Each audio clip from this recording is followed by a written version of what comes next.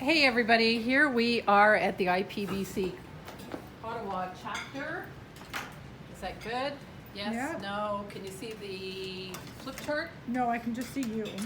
You want me to alter it so we can see the flip chart? Yeah, because it won't make much sense if you can't see the flip chart. We're gonna have mostly you then. Okay. Okay, Okay, we're good? it should be good. So there's a countdowns going? It's counting up, but yeah. Okay, perfect. So welcome those people who couldn't make it to the meeting. And thank you very much for those of you who are here this evening.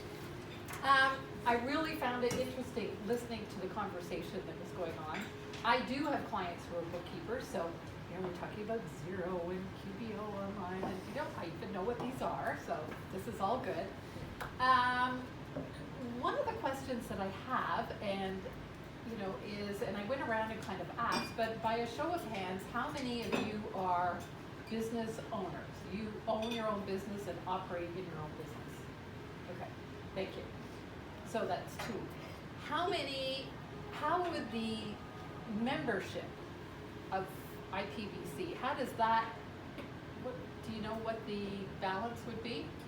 80% sole proprietor, 80% women, average age of 45 to 65. Okay, cool. Because that's my target market. And I'm going, okay, not so much here this evening. However, if you are not a sole proprietor or a business owner tonight, I'm going to ask you to ask the question, instead of saying, oh, well, this doesn't really apply to my business, I'm going to ask you to ask yourself, how might this apply to my business? So for instance, as IPBC membership, how might marketing apply to our membership? How might this apply to actually getting a job? Because marketing, when you go to get a job, is the same thing as marketing your own business. I've spoken with several other groups, university groups, about marketing themselves to when they get a job. So that would be the scenario that I would ask. I'm a flip chart girl, so I like to draw on the flip chart. And I was going to ask how many of you sort of, what the range of how long you've been a bookkeeper. So just out of curiosity, so I'm going to say 0 to 3 years, 5 years to 10 years, more than 10 years? Okay, very cool. Okay. Yeah, exactly. Yeah, okay. That's kind of like me being an entrepreneur. I've been an entrepreneur for more than 35 years. Several other businesses, 5 other businesses actually, before I started my coaching business. And I retired from a retail store after being a retail owner for 12 years. From 1995 to 2007, and I kind of retired. And then I went, what the heck am I going to do? As a true entrepreneur, I think those of us who retire from entrepreneurship or business ownership, we kind of go, there's nothing unless we can be a business owner. I don't know, that's the way I felt. And so I started going to networking and talking to people and asking, what was out there in the market. And a good friend of mine who was also in transition said to me, she said, Diana, you've grown several businesses and made them very profitable. So why don't you coach people how to grow businesses and be profitable? And I went, there's such a thing as that? Like people would pay me? And this was before I had been exposed to the whole world of coaching. And my first coaching client, well, one of the struggles that I had was, it's what I call the, what's going on up here, the voice in your head? I call it the itty bitty shitty committee. And it is the thing that told me that, really, I don't have an MBA. Why would people hire me to coach them for a profitable business? Or, I don't know how much to charge, or I don't know all of this. And I'm sure all of you as business owners, or even in your jobs, you have these questions constantly. And so I remember my very first coaching client, I think I charged him like $300 a month. He got a really great deal. But we learn these things as we go along, and I'm sure as you started your, bookkeeping business a couple of years ago, you had a lot of questions when you first started. I was fortunate. I actually had my own clients, so when I left the other company, I was full-time. Awesome. I barely had to. Nice. And the former owner of the company was very good about letting us do our own thing kind of Yep. thing, which is one of the reasons I left, because the new owner was Cool. Well, one of the things that I learned as I was struggling to get clients in my coaching business was that although I knew a lot about growing a business and, the systems and profit and loss and analyzing reports, that I was really good at. The question I had was on the other side, how was I good at getting clients? There's two parts of any business, and whether I'm speaking to lawyers or accountants or health coaches or whatever it happens to be, there's this whole side of your business about becoming a really good bookkeeper, but then the other side is about getting clients. Now, as employees, that's not your question, but in terms of membership, how do we get members? Right? How do we get members? Well, in order to get them, we have to do this thing called marketing and sales. And I know for a lot of entrepreneurs, especially women, and although there's, when women hear the word sales, very often they shy away. And one of the scenarios I've done very often is when I'm talking about sales. I'd say, a man and a woman look at sales very differently. And typically, and I'm sorry to be stereotyping, but a man would say, I have this product. Here it is. It's really good. Buy it. And a woman would go, I have this product. Maybe it's for you. Maybe it's not. Well, I think I'm going to change the color first before I do it. So I've changed the color. Do you think maybe that it's okay? Do you think it would help you perhaps in your business? Men and women look at sales in a very different way.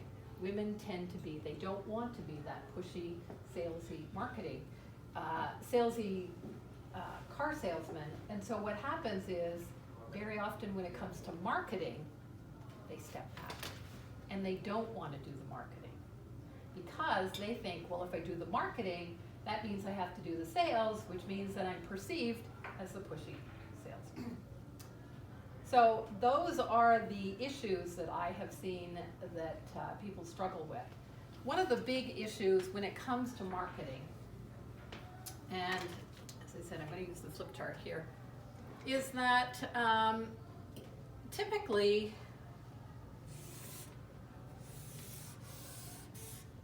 entrepreneurs, they start out, they're talented, they're ambitious, they're driven, and they want something up here. They want some sort of success, whether it's freedom and flexibility, whether it's dollars, but they want some sort of success. But the big issue that I see with them is that they get stuck down here in a state that I call hustle.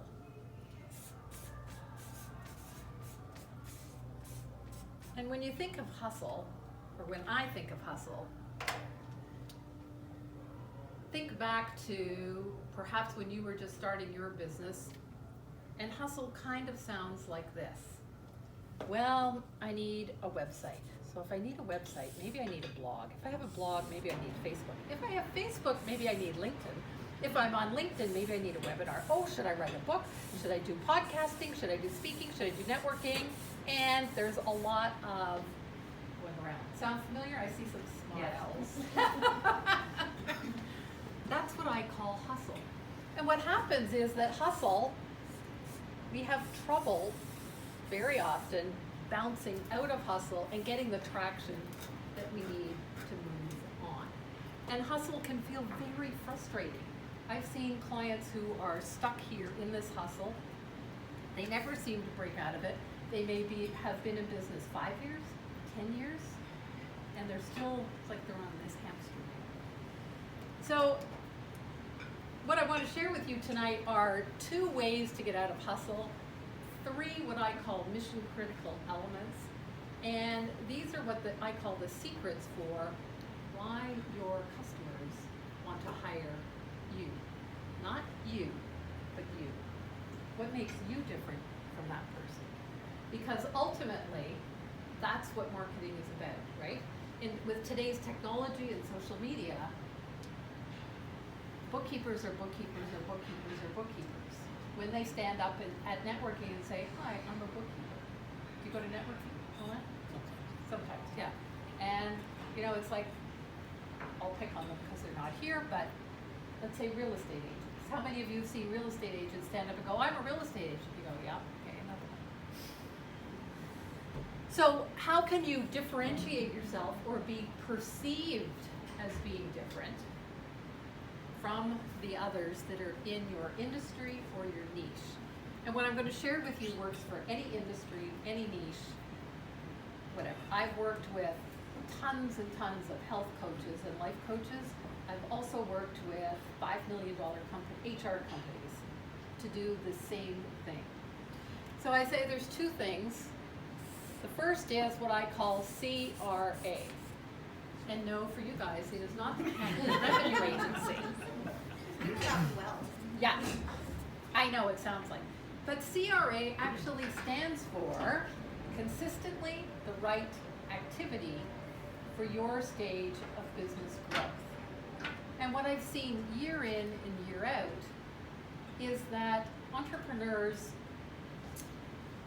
and the more technology changes, the bigger it gets, bigger the problem gets. So as a business owner, if you're watching social media or you're looking at any of that, the number of activities that you could do for your business is like walking up to an entrepreneurial buffet going, oh my God, I should be doing all this stuff.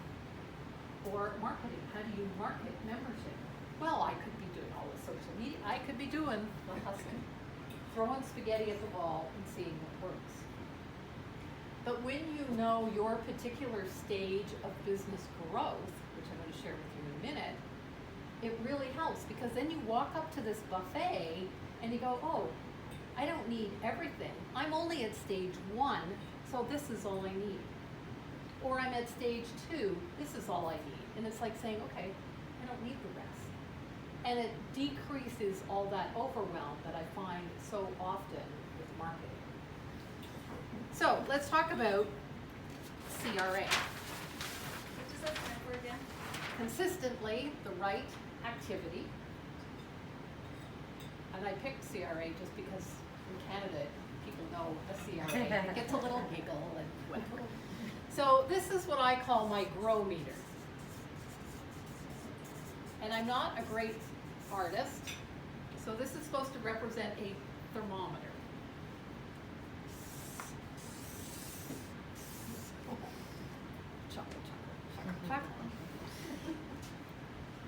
Okay, 4 stages of business growth.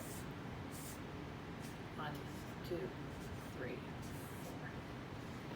And typically what happens is we all start down here. We all got to start at the same place, stage 1. And stage 1 is all about survival. It's all about if you can cover the costs of creating your business and your day-to-day expenses, then it's survival. And typically, this is what your income looks like in stage 1. Stage 1 is that cash flow roller coaster, unless you're blessed with a whole bunch of clients that you walked away with, but typically this is more what it's like. And it could be your membership looks like this, right? So it's all about survival. But the thing is, I see so many entrepreneurs out there going, well, maybe I should spend time working on my logo or my tagline. I think that's where I need to spend my time. Yeah, I see scowls, but that is true. I hear that all the time. Or maybe I should just be tweaking my website a little bit, or my infomercial a little bit, or whatever. And they're not spending their time in the right places. And at this stage, I say there are 3 C's to focus on. The first, and I'm going to kind of write upside down here, the first one is clarity. Clarity, because you have to decide, it's up for you to decide what you want your business to look like. That's one clarity. The second clarity is, how do you want your business and your life to mesh together? How are you going to be perceived in the marketplace? Who is your target market? That's all about clarity. What is your package going to look like, or your packages? How are you going to charge? What is your product going to look like? So there's a lot of clarity that goes on here. The second C is all about connections. And I used to say that, you know, because I'm kind of old school, you know, connections are kind of like your Rolodex. How many of you know what a Rolodex is? Yeah, no. Yeah, okay. But a Rolodex is simply those connections that you have, that you build relationships with so that you get your clients from, right? You don't get clients unless you have relationships. So connections, we have to build connections. And the third is cash. We need cash in our business so that we can invest, so that we, you're looking for cash? I thought he could help. Oh, there you go, right? And this is all about putting the foundation in place so that you can grow. So here there's a lot of learning about, Deborah, I'm sure you could say there's a lot of learning about technology, systems, That's marketing. another statement. Yeah, right? And you're kind of overwhelmed with that. And there's also a lot of being on your own. It can be very lonely. And so it's great to have, you know, organizations like the IPBC, because if the majority of your members or clients are individuals who work on their own, then IPBC allows them to have that connection and community that they need. So that's stage 1. It's all about survival. Stage 2 is what I call about stability. And you know you're moving into stage 2 when you have enough clients in your agenda is full of clients, and you're going, okay, now I'm making the money, I just don't have time to spend the money. So that's when you're moving into stage 2. That's where I am. Okay. And in stage 2, I call this actually the manager level, because it's kind of like you become a manager. So you have employees, right? So in stage 2, it's all about leverage.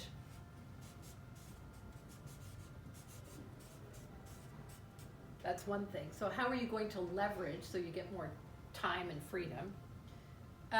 It's about delegating. And one of the things I know for sure is that entrepreneurs who start down here, where we all start, it's our baby. We don't want to delegate. It is one of the hardest skills that entrepreneurs have to learn. I'm gonna delegate everything to you. But then the third thing is about systems. So how can we set up systems so that we can delegate and leverage? Okay? So in here, it's about learning new skills. This was new skills. This is another whole new set of skills. And this set of skills gets you to this level. But then you have to learn this set of skills to move you to the next level. There's an old saying, what got you to where you are now will get you to where you want to go. Okay? Stage 3 is what I call CEO. And CEO is about being, if you think of a CEO of a business, it's about being that visionary. Okay? It's about having that big vision. It's about team building. and it's about culture building.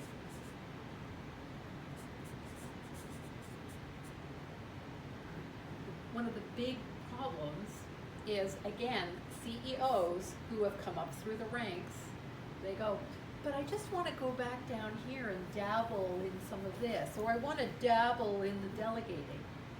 They don't stay where they're supposed to be. And again, new skills that they have to learn. One of the things that I talk about frequently, even with clients who are down here, is, are you spending enough time in your business doing CEO level activities? So that's what's called working on your business. And if you're not spending some time here working on your business, you'll never get it to the next level. Too much time working in your business is not good. And last but not least, we have what I call legacy level. And this is usually about, what's your exit strategy, could be diversification, and it could also be about creating a movement. So an example of this might be a coach that I know down in the States. She's a business coach. She started out just coaching. Then she held these big 3-day events. So she got into event planning, so coaching, event planning. And then she got into videography. So she diversified her business and created a movement. So you might be wondering sort of, if we're talking about, so we've got survival, stability, this is about scaling, and this is what I call success. It's not everybody's level of success, but whatever. So what are we talking about in terms of dollars and cents? And I'm going to talk about a service-based business, which most of you have. So this is kind of like 0 to 7K a month. This might be, like 10 to 40K. This is 40K, and this is per month. 40K to like, so we're going to talk like 100, and this is like 400. Sales. Sorry? I was gonna say, I don't Straight selling. I think it's going to apply to you. At each one of these stages, there's a particular marketing tactic that works best. So actually, when I work with clients, depending on what their stage is, I actually have a list of things that they need to work on, a very specific list. So if somebody comes to me and they're at this stage, here's your list of things, forget everything else, that's what you need to work on. When you've accomplished 90% of that, then you can move on to stage 2. But networking is probably one of the things that entrepreneurs forget about when it comes to marketing. It is one of the simplest, it is one of the fastest ways to grow your business through networking, if it's done right. Okay? It doesn't require any technology, right? No more technology. No more frustrating email sequences or fancy things. Networking. When you get to stage 2, and when we're talking about leveraging here could be about speaking. Speaking and becoming what I call the visible expert in your field is one way to attract clients. Right? If you're standing up on stage, or I'm on a stage, I've got 2, 4, 6, 8, 10 people. 10 people that I'm speaking to about my message versus meeting you one-on-one. So I'm leveraging, okay? I'm not saying that you give up on the networking, I'm saying that you add. At this stage, this is where people get into paid advertising. And, I don't know if you see on Facebook, right? Paid advertising on Facebook. Paid advertising on Facebook, I personally don't recommend until you're up here. Because why? Paid advertising on Facebook works when you are already a credible authority, when you already have a fair audience, and when you have the money to dump into consistent paid advertising. Okay? 3 levels of marketing that you don't need fancy technology, you don't need anything except a couple of things that I'm going to show you later. As I mentioned, one of the problems is that people identify their stage of business growth, or they don't identify their stage, and they don't know what they should be working on. So I remember probably about 4 years ago, meeting this lady at a networking event, and she was telling me how she had written a book, and she had spent so much time writing a book, and I thought, wow, she must be really successful. So we went and had coffee afterwards, like you do with networking. And I don't know about you, but I find when you go to and sit down and have coffee with someone, the real truth kind of comes out. And you get the real digs on what's happening. Well, she told me that she had written a book. It took her a year and tens of thousands of dollars. She was actually doing an activity, which is up here. What she found out after she had spent that year and those tens of thousands of dollars was that she was actually delivered a pallet load of books to her driveway for her to sell. She had no clients. She had no email list to sell these. She had no products to offer these people. And so she had totally done the wrong marketing activity for her stage of business growth. Now, I'm not saying that a book can't be a great tool. I mean, I've written a book, and if anybody wants to write a book, I believe it's great. And all the hype about writing a book, I'll be honest, it's easy to write a book, it's easy to get published today, and it's easy to make it a bestseller. So, okay, stage 1, 2, 3, or 4. Those of you who are business owners, question. I'm not going to ask you which stage you're at, but do you know from this which stage you're at? Yes? Okay, cool. Question. Second part of the question. Are you where you want to be? Nope. Okay. So I could ask a room of 100 people. 80 to 90% would put up their, probably 95% would put up their hand. They know which stage they're at. But are they where they want to be?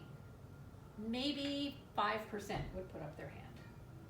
I've done this time and time and time again. But isn't there a difference between where you want to be and where you would expect to be at this point? Like for me, with that, I wouldn't expect to be at level 4 yet. Hello, I'm 2 years. Like it's just not possible, I don't think, or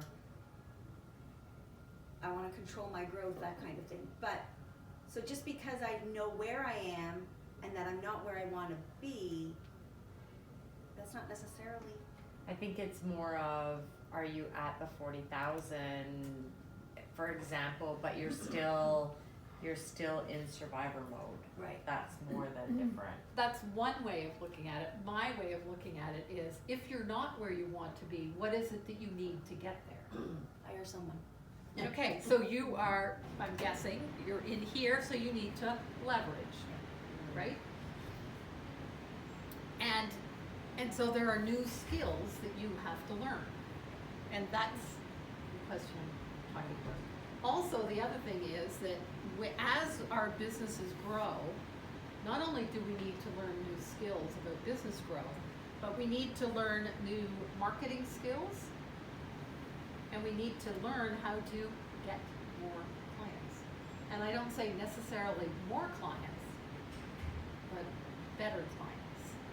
Because not every client is a good fit, right? Yeah, your eyes rolling, for sure. Okay. So if we go back here,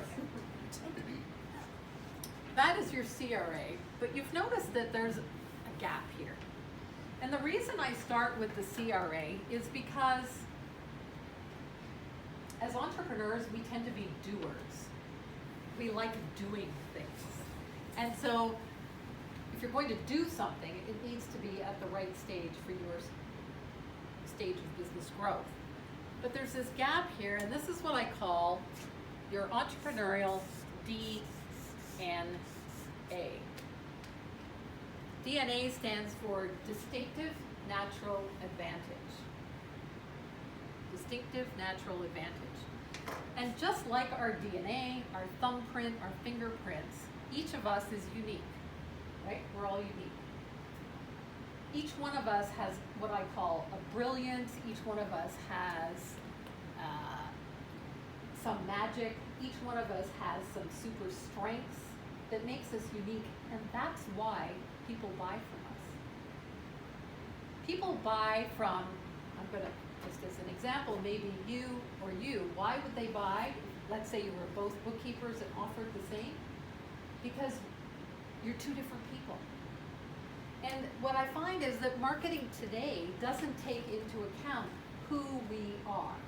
They're talking about cookie cutter this. Well, there's a guru who did this and he made, $1 bazillion, or this one made this. But they're not taking into account who we are as individuals. That's where I come from. And so I want to share with you a little bit about DNA. And I say that DNA, or your distinctive natural advantage, is broken down into 3 parts. And the first part is something I call your acquired mastery. So your acquired mastery, some of us are a little older than some of the rest of you in this room, but we've acquired a lifetime of skills. Some of you, it's been through certification. Some of you, it's just life skills. If I'm working with a life coach or a weight loss coach, they may have said, oh, they have lived through something that has given them some acquired mastery, okay? So that's acquired mastery. Those are the things that I say you've typically lived, learned, or you love. You're just passionate about. The second is what I call your demonstrated results. What results do you get for each of your clients? What results does IPBC get for each of its members? And we have to be able to express these succinctly so that our dream client actually is drawn towards us. Sometimes our demonstrated results, we think of them in a certain way, but we have to talk about it with our clients. What is it that they need? What is it that they want specifically? So I'll use weight loss as an example. So a weight loss coach might say, I'm going to teach you how to lose, 20 pounds in 10 weeks, let's say. But her ideal client maybe is a mother who has just had a baby. And that mother's thinking, really? Does that sound real to me? She's lying there awake at night, really thinking about, how am I going to fit back into my pre-maternity clothes without doing a diet? That's what's top of her mind. So if this weight loss coach puts out a product that says, you're going to lose 20 pounds in 10 weeks, or I'm going to teach you how to get back into those pre-pregnancy clothes without giving up wine and chocolate, who do you think sells more? Gee, hard. Wine and chocolate sound good to me. Yeah. But it's the same with any business. We have to talk in terms that our clients actually understand. We have to be very specific about who our clients are. So those demonstrated results are really, really important. And the third is something that I call your effortless talents. It took me a while to figure this one out. Because here's the thing. Whatever we do effortlessly, we don't recognize. Because it's so easy for us. So I do a little exercise, and I'd like if you could play along with this. I'd like you to think of somebody that you admire. Just a person that you admire. They could be living, they could be dead, they could be famous, they could be your mother, your brother, whatever.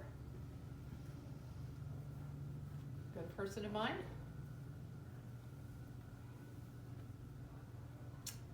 Yes? Okay. Now think of 3 qualities or traits that you admire in this person. I'm gonna ask for 2 people to share. She can see it. So, she can see it. Yeah. Okay. Who would like to share? There's no right or wrong answer. Do we have to say who it was? Yeah, say who it was and what you admire in them. Like, you know, maybe you admire that they're inspiring or they're honest or, you know, just simple words like that. Who did you pick? My dad. Okay. Kind of my mom and dad are always one, but they work together, so that they're creative, and the word that came to mind was tenacious, but it's more driven or committed or like it's Right. they've been in business. Persevere. Yeah, Mm-hmm. and open-minded. Awesome. Awesome. Who else? Somebody that they admire. I'm looking at this. I'll go with it. Yes. My former chair of my board, her name is Marie. She is thoughtful, kind and caring in her communication and in her being. And she is also extremely strong and not somebody to be pushed in the wrong way. So she knows how to stand her ground and how to lead, yet she does so in a very thoughtful, calm, and caring way. Awesome. Awesome. So here's the aha. You cannot see in others what you do not have within yourself.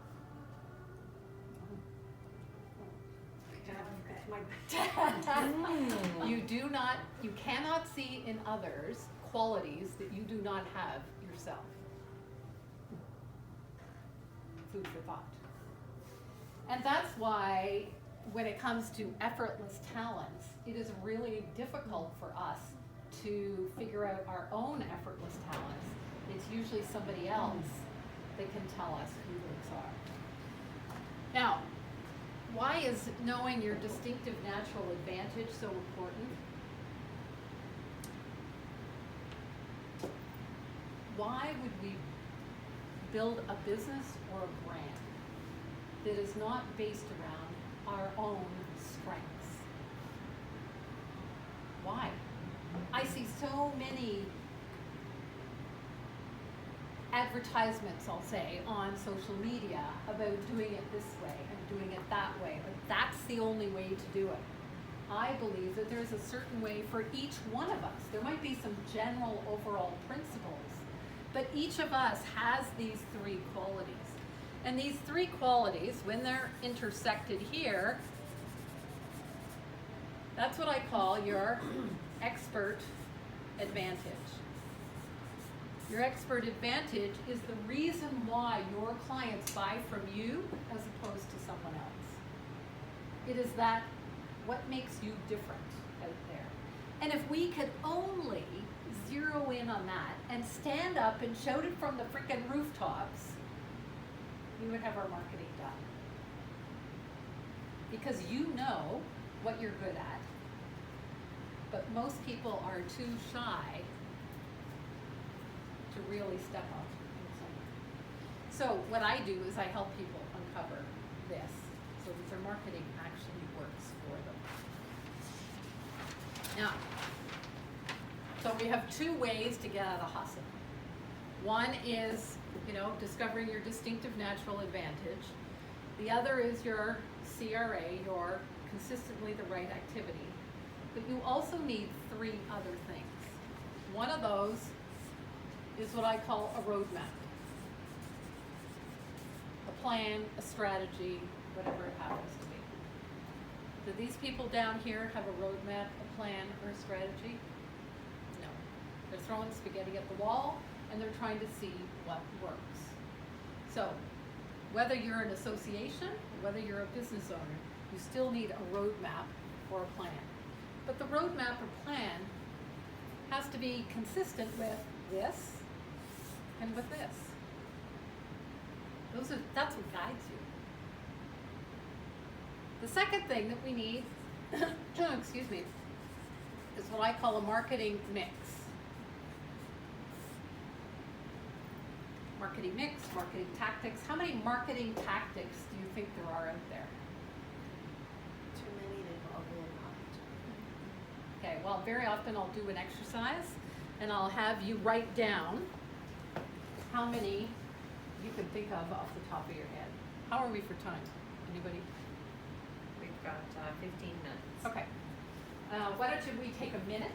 You can take a blank piece of paper, you can take that blue piece of paper, and whatever comes to your mind in terms of marketing, I just want you to write it down. As fast as you can.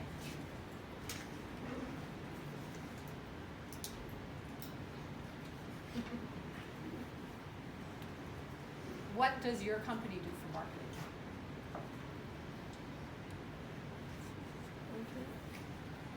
So, write it down. I don't have a pen. Oh, here, there. There's one. Work together. Okay. See how many you get.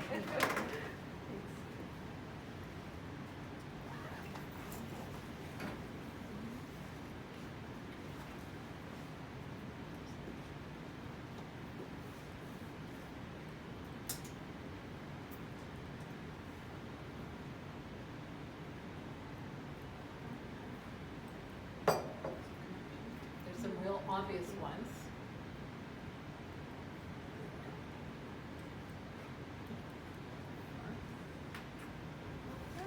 Okay. What does the association use?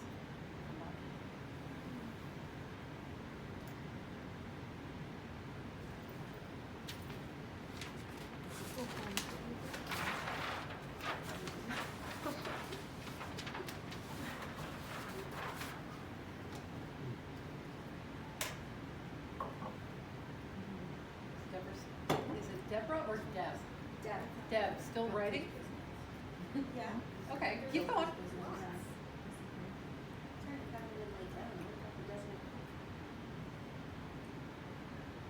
Okay, who got 10? Count how many you have. How detailed do you want to go? Doesn't matter. How many did you write down?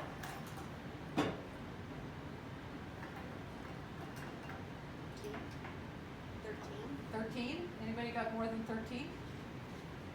Okay, very often if I'll do a group and like if it's at a conference, we'll do tables or something, and they'll come up with 20, 25. Don't forget, there's things like your website. There's your business cards. There's all kinds of things that are marketing. Pull up banners, a conference, that's a marketing tool, right? So I'm going to put these. One for you and your new employee. So your I marketing. have this one written down, swag. There you go. So your marketing mix has to support your roadmap, but it also needs to support the stage of business growth that you're at, and it also needs to support you. So for instance, one of my clients is a speaking coach. And what does he do for a living? He actually is a radio broadcaster. Why would I ever suggest to him to write a blog? Because it's an area he's not being. It's not true to his DNA. His DNA is about speaking, so he started a podcast. I have another client who loves writing. She would write articles till the cows came home. Would I suggest that she do a podcast? No. It's just not, it's not her. It's just not her.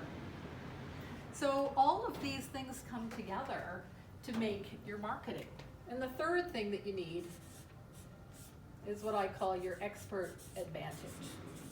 And I talked a little bit about that, but your expert advantage is really that thing that sets you apart from everybody else. And it should be, you should be able to, you know, you go to networking, so what do you do? You should be able to, within 15 seconds, tell somebody. Within 5 seconds, if somebody looks at your website, they should be able to know what it is you do, who you do it for, what's the problem you solve. So those are the things that really make, and your expert advantage, does anybody here in Hustle have that? No.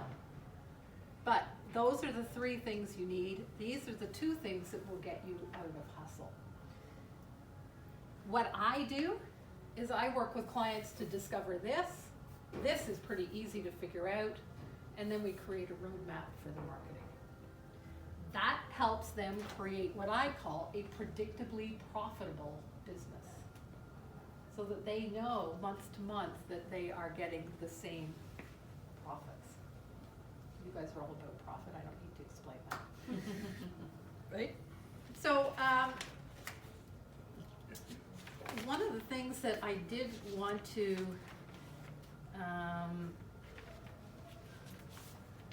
okay, so I gave you some blue sheets of paper. I know you're not all business owners. If you are a business owner and you would like the gift that I have, which is the Hustle to Profit Roadmap, you know, fill that out. If you're interested in a strategy session, fill that out.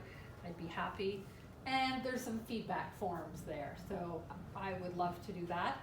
I'm just going to share with you, you know, you can fill these out. When I get them back, I will draw. I have a couple of copies of my book here. I'll draw from that and I'll hand that out.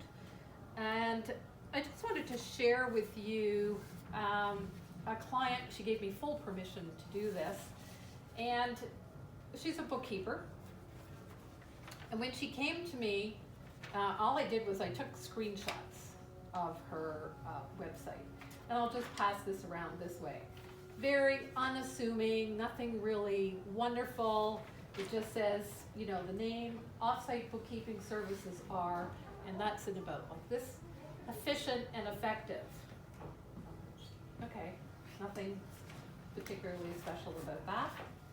We worked together for a couple of months, and in order to create that marketing mix and that roadmap, she redid her website. And it now says, bookkeeping and payroll services for small and medium incorporated businesses. We specialize in retail. So very clear, very precise what she does. And her point of view, because I believe everyone needs a particular point of view to set you aside from others, is she says, hiring an employee is not your only option. So she has created a 5-minute bookkeeper cost calculator that compares the cost of hiring an employee versus outsourcing the work. Does that distinguish her from other bookkeepers? By far. By far. And so she has taken what she has known for her 20 years of bookkeeping, and we work to discover her particular DNA. How is she going to leverage this, and how is she going to make it very unique for her? And so it's very clear who her ideal client is when you go to her website, and that's just the first stage of what we're going to do in her business. She's gone from working 6 days a week, which most of us or many of us as entrepreneurs do.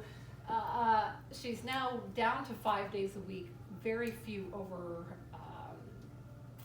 late nights, and she's hired more staff to work with her, and her business is just at that stage where it's really starting to grow. So yeah, thank you so much. Who has questions? Who has something that wasn't clear to them? Something more about marketing? Tracy's scowling. Well, I was just, in working with the 2 partners at the office, they spend so much time in Hustle, and we're working on a plan to get them out of that, but they spend a lot of time working in the business and not on the business. That's what, here, I'll give you one of these, or 2 of these. Like it's, yeah. That's what, about thinking more like a CEO, and that's the issue that I have, and, or I don't have, but that I see a lot, is they get stuck at they get stalled, because they're not spending the time doing this work. Right. And that's the only way they're going to do that, is with somebody holding them very strictly accountable. Yeah. Because it's not in our nature to do things that make us feel uncomfortable. Right. So, maybe you have so I've heard a lot of, I've been listening to podcasts and, it's funny, there was this one thing that stood out for me in 2 different podcasts that I listened to is managers' meetings should be held on Mondays and managers' meetings should be held at the end of the week. So one was at the beginning of the week and one was at the end of the week. So one was like your brain was fresh, you were more creative, and one was like, how did your week go and what could you improve on? And so do you have a thought on when the best time to work on your business is? Again, I believe that's very individual. Okay. Because I'm a morning person. I'll get more done in the morning than I will in the afternoon. Come 3 o'clock, I'm toast. By the end of the week, I'm toast. Okay? I believe it's a very personal thing.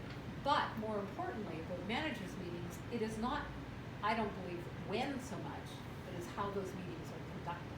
Right. And if they're efficiently run. Yeah.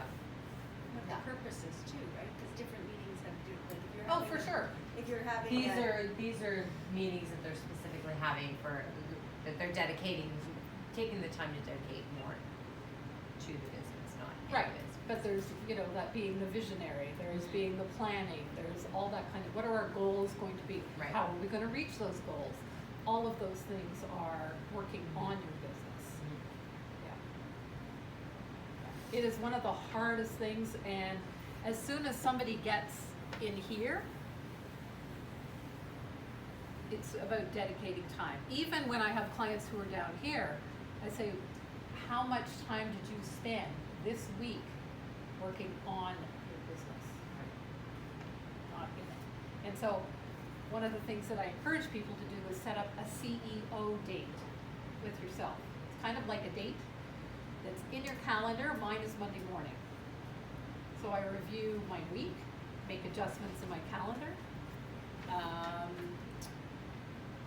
What am I going to sell? What am I going to market? What's going to happen? For some people, it's about reviewing stats, whatever it happens to be. But that CEO time has got to be in your calendar, and it's got to be like a doctor's appointment. Don't You give mean up. you can't reschedule it? No.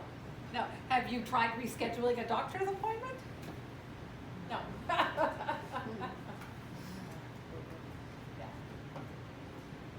So CEO dates are really, really great. Other questions? So as the new employee, you have to tell her that. I just said I'll start making my CEO dates in December when she's there to do the There you work. go. There you go. Okay, I don't know if you want to hand those blue sheets in, and we'll, usually I have something that, and if you don't, that's fine. Those who hand them in, I have a couple of books I can draw for. I'll just fold them all the same.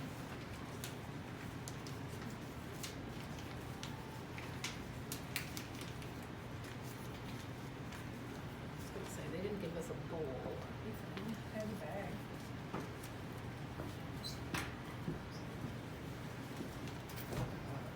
Oh, thank you, yes, I want these back.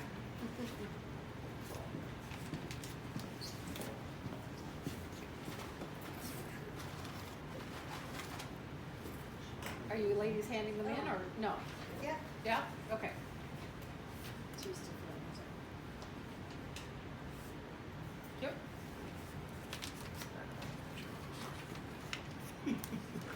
We'll let Tracy go and pick them up. She had her fish this summer.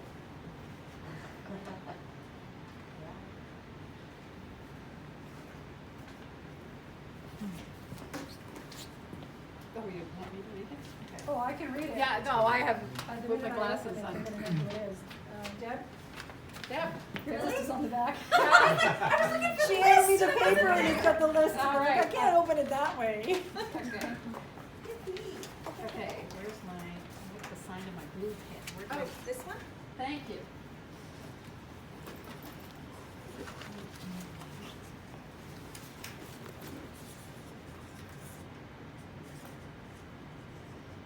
There we are. Thank you. Awesome. One more?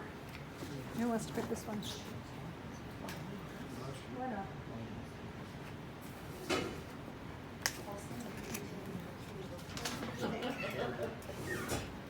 Jocelyn Sutherland. Oh my Okay. All right. I wanna work with them. I wanna work with them. And Jocelyn just been J-O-C-I-N. I had to get Tracy off my back, so you lost your coach. JOCKMYN. Okay. You only That's won how I did. 500 ballots. There you go. Yeah, exactly. Thank you. Tracy won this year. You And have real I life. won, 2 years ago. surface, the surface, Oh, wow. Here. For the other business owners. For the other business owners. Yeah. No, and I they think I didn't have actually. Oh. Yeah. Oh, a couple of others. Here. think like a CEO. I know Yeah. that's my next step. There you go. I want to make sure everybody gets something. Okay. And you are welcome. Everybody get something? Yeah. Cool. Thank you very much. Did you?